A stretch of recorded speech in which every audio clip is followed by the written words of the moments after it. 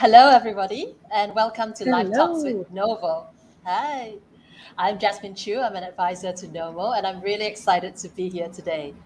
Mafe and I are very honored to have a special guest. But before we introduce him, how are you doing, Mafe?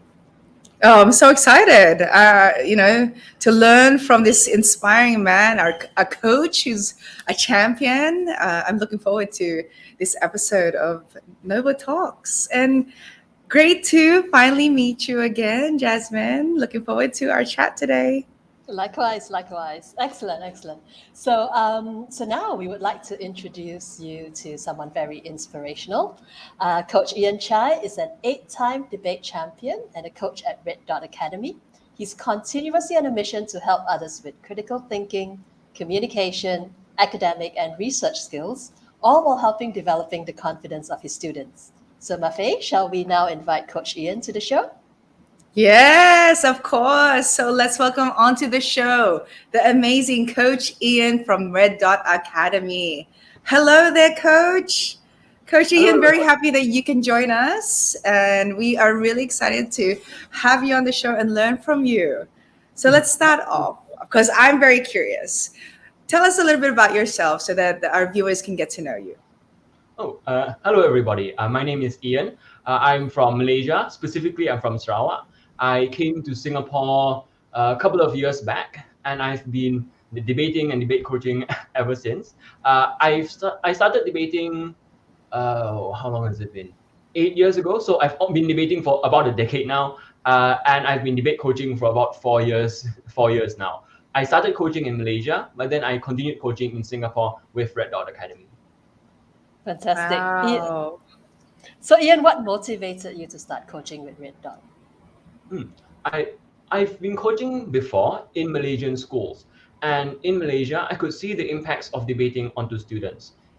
A lot of the times, educational systems restrict themselves to certain subjects, math, English, science, etc., rather than trying to expand beyond these subjects and teach students about the world around them.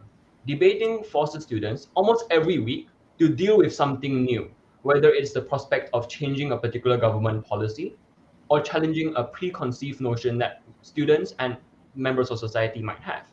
When I came to Singapore, I wanted to continue this mission of mine, or this real passion of mine, to continue seeing students through that process of learning more about the world and finding their own voices as well. Red Dot Academy offers debate classes as well as theatre classes and public speaking classes. It really, really pushes forward students, gaining that broader critical lens and critical view of the world, as well as encourages students to speak their mind and find their voices as well. So that's why I coach at Red Dot Academy. Amazing. And like I said offline, I wish I knew you before I joined pageants because it could totally help me. But you're here now, so now you're going to help my children. And of course, about the skills, that you pass on to participants at Red Dot. Can you share about those things? Absolutely. I think that there are two broad categories of skills that debating teaches students. Firstly, critical thinking. So students, when they encounter new topics in debate, are often surprised. They go, this is such a strange idea, we've never considered it. For example, very recently, I gave students the prospect of giving voters a general knowledge test before taking the vote. And they never considered what voting means, what democracy really, really stands for. Similarly, every single debate topic carries with it some interesting idea or interesting argument that students never previously considered. This trains students to think critically about these ideas and expands their horizons to see more about the world around them. That is why I think debating teaches critical thinking, which is, of course, an extremely important 21st century skill. The second broad category of skills that debating teaches is communication.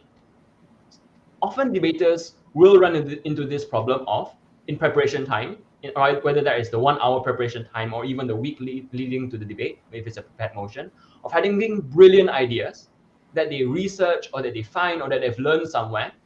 They step up onto the podium and then they are unable to deliver it within 7 minutes or 8 minutes, depending on the format. Therefore, debating teaches students to be concise, precise, and communicate their ideas effectively to a judge who is told you must be an average reasonable person, meaning to say, debaters are therefore trained in that skill of public speaking and communication as well. Also, debaters tend to be the people who are already kind of used to giving presentations. And you can see it everywhere.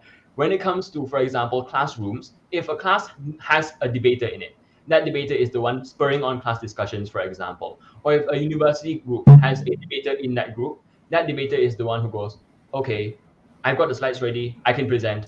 I'm the reliable one. Or if a debater is going into an interview with a panel of employers or a university interview, they are the ones who have already been under fire, and they are the ones who are therefore used to speaking in public effectively and in a way that hopefully is appealing to anyone to listen to. Wow, Wow. fantastic. Fantastic. And that really resonates with me, Ian. Personally, debate is something very close to my heart. I also enjoyed my time as a school debater many years ago, and I learned a lot of these skills, which I use in my career until today. So it really resonates with what you said. And I'd really like to expand on that communication point, because communication is so key in kind of, let's say, the world we have today, right? So can you share with everyone, you've talked a little bit about kind of how a natural debater finds it very easy to present, finds it very easy to put forward his or her opinion. But how does it help young students in developing their day-to-day communication skills, in influencing, in persuading, in kind of just getting consensus and their views through? Absolutely. So debating forces students into particular positions. And this is a very strange feature of debating that many students encounter. That no matter whether or not you personally believe in something, you are told you must defend it. So for example, even if students truly believe that voters should be held to some form of standard before going to the polls, they still have to argue that anybody should have the right to vote, irregardless of whether they would pass that test. That develops what I personally call intellectual empathy, meaning to say the ability to see the world through another person's eyes who completely disagrees with you. And you are forced, at least for the duration of the debate, for that 1 hour or however much longer, to empathize with the worldview of someone else. That might be a person completely different from you. It might be a person who is very similar to you, but it isn't you. No debater will go through their entire debating career only arguing for positions that they personally believe in. Otherwise, they would believe in every position in the world, right? Therefore, when communicating on a day-to-day basis, it forces students to go, okay, why does that person have that grievance? Why does this person have this concern? And it fast forwards almost that process of getting into petty arguments of, no, I'm right and you're wrong, right? I think that you cannot possibly have anything to contribute towards this discussion, because debaters are almost forced to recognize that every position has arguments that can be forwarded for it, and debating forces them to be generous with the views of others and to effectively and calmly discuss these views in a particular setting. Wow.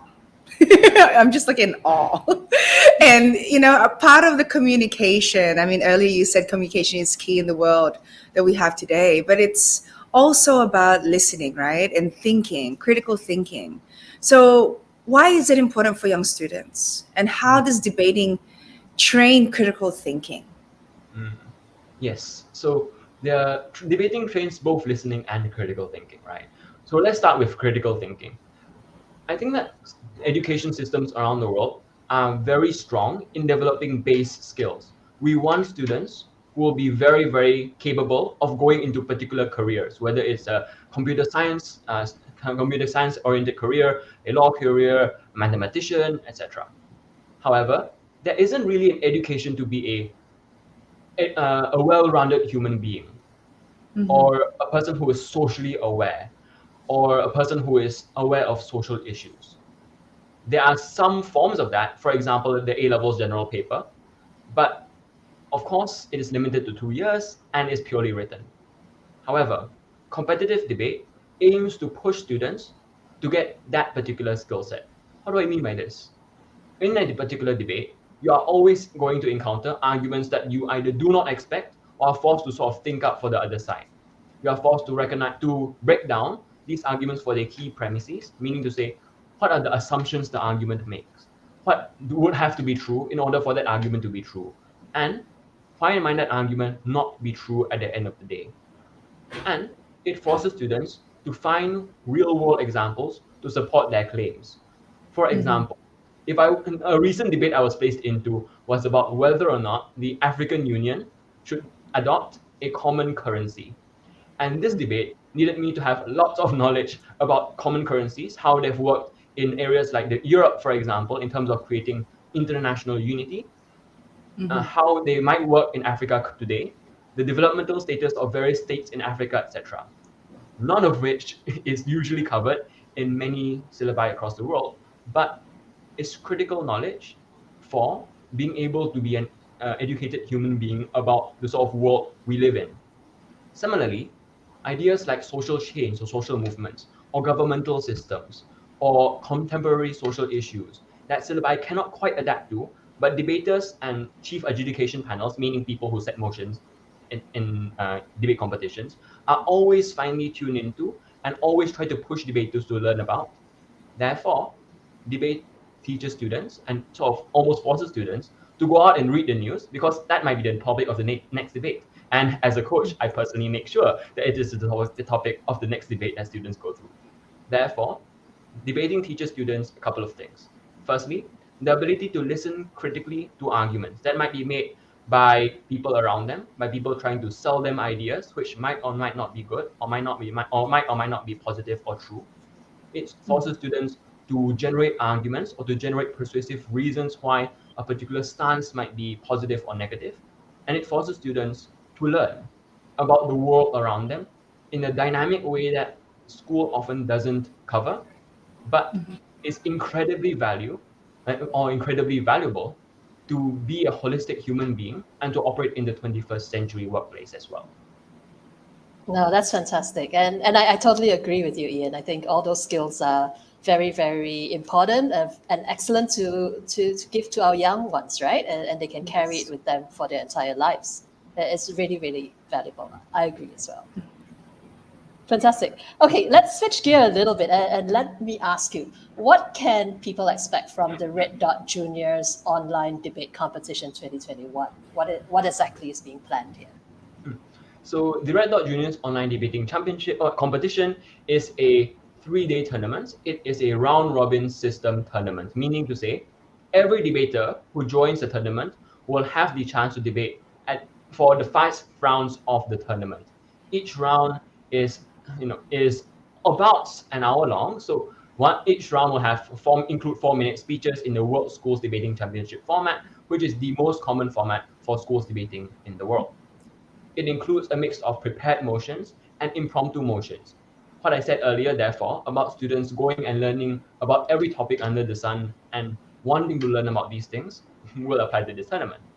At the same time, the prepared motions allow students the chance to research themselves and to come up with well-crafted cases that can really, really help them win debates as well. At RedDot Juniors Online, students will learn to debate in the most straightforward way possible. They will debate. They will have the chance to face off against students from all around the country, and the ability to test out the spot if they haven't done it already, or to prove themselves if they've done it before. This competition will include a workshop which will get students who are completely new to the sport up to speed with the format, up to speed with how speeches work, up to speed with how motions work, etc., as well as a workshop. Also, it's a differentiated workshop. While some students will go for one and other students will go for another. The second workshop helps students to improve their already existing skill sets and become even stronger debaters who can take other debaters to task. This workshop is a round-robin system, meaning it means that teams will be ranked based on how well they've done, and prizes will be given to the top teams as well as the top speakers in the tournament. Amazing. What about these workshops? They sound really interesting. So what can people expect for these workshops? So there are several workshops that we have planned because we understand that all debaters come from various different backgrounds. The first workshop I can recommend students go for is the Point of View series workshop. It's happening in October, and it aims to get students who have either had no experience in debating or an intermediate level of experience in debating to improve their skills in the sport. This means we will teach students the basics of the format, right? We will teach students how to craft strong arguments, how to rebut. The things I've been sort of talking about earlier and the benefits of debate, these are the exact things we will be teaching students in these workshops, as well as how debate speeches flow and how you can win debates as a result. In intermediate classes, we will take these existing skill sets and upgrade them by teaching students more advanced methods of debating. For example, in addition to disproving an argument, we can also teach you how to do an even if rebuttal, meaning to say, even if an argument is true, why you should still not support their side in this debate, as an example of a more intermediate debate skill. Beyond that, we also offer debate master classes, which are happening in November. These are for debaters who have already joined school teams, joined tournaments, they've already joined our previous camps, or they might have already completed the Point of View series. These classes are aimed at students who really want to do very well at this tournament and who want to use debate as a DSA activity, for example, into secondary school to be able to get into their dream schools through this particular activity, which is definitely an option that our students have done and succeeded at before. So through these classes, we aim to ensure that students are ready for the tournament and can gain the critical skills that I've discussed earlier and get a great introduction to a sport that forces students to speak better, think more clearly, and of course, compete and have fun as well. No, that's fantastic. So I'm just very curious because, as I said, I did debating, but I did it in secondary school. So, but this one is actually a primary school competition. So, when is the right age to start debating? Is it too young, or do kids of that age find it difficult? It's a very good question. So I personally don't see it as too young to begin debating. Reason being, every debating has unique things to offer young students as well. At the secondary school stage, students are often quite preoccupied with their academics, or they are already sort of set in their habits and ways, if that makes any sense. However, in the primary school stage, students are still exploring. That is the stage whereby they're deciding whether they will be the loud ones in class, or whether they'll be the vocal ones, or whether they'll be the ones who really like to watch the news or read the news, or at the stage whereby they're trying to decide whether they care a lot about the world around them or they don't. As a result, debating at the primary school level really pushes students to look at the world around them very early on and go, okay, these are important social issues around you, right? And this is how you can find your voice. Students often find it difficult to fall in the moderation of two extremes. They either cannot begin talking in front of other people, and I'm sure some parents might be recognizing that here and there, right? Or they cannot stop. Debating, for especially young students, right, pushes you towards the medium of the two extremes. You will speak when it's your turn, and you will speak in a way that's meaningful to you and your team, that contributes to the discussion, that really sensitively takes into account what was spoken before you and responds to it in a meaningful way. If you don't do this, you lose. That is the simple message that we teach students, right? That there is a time and place to speak, but you do have the right to a voice, and you do have a duty to look at the world around you, right? And to consider these social issues seriously and to help yourself and your team as well. Therefore, at a very young age, debating teaches important soft skills of teamwork, because debate is a team sport, right? There are 3 to 5 members in any sport. It teaches them the ability to speak, especially at the age where they're finding their voice, and it teaches them the ability to go and find information and to read voraciously at a very young age. And I'm sure some parents might recognize this in their students, right? Where you sort of see your kid always with a book, always looking up things. Debating pushes students to do that and to read the news and to read issues which are relevant to real life as well.